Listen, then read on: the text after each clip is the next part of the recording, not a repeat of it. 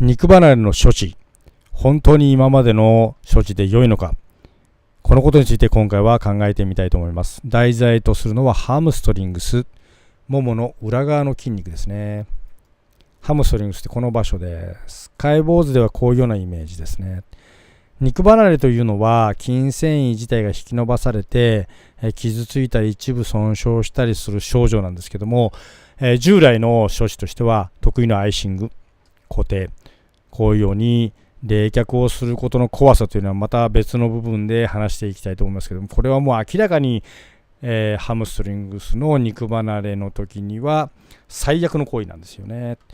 最近では筋膜なんとかといってこう頑張っている方もいらっしゃいますが、まず大切なのは発生要因は何であるかということに気づくことだと思います。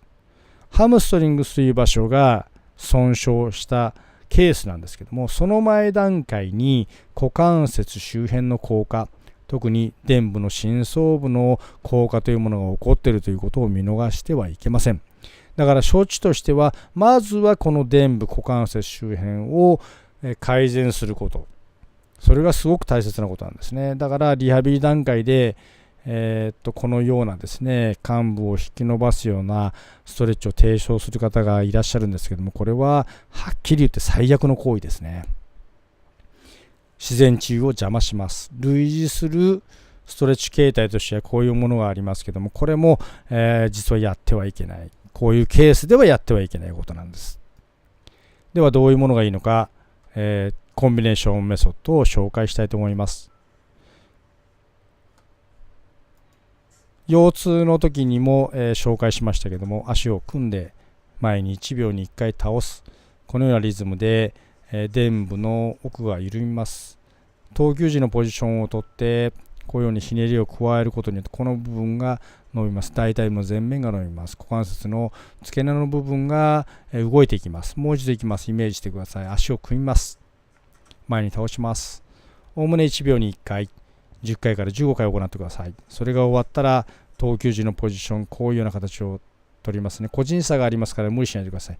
この状態で大腿部の前面が引き伸ばされます。股関節がうまく動きますね。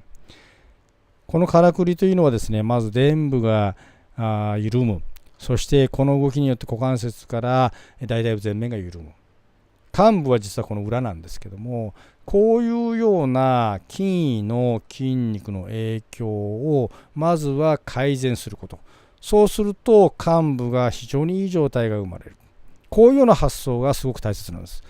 このコンビネーションメソッドは、ハムストリングスの肉離れだけの適用ではなくて様々なことに使えますので、皆さん参考にしていただければと思います。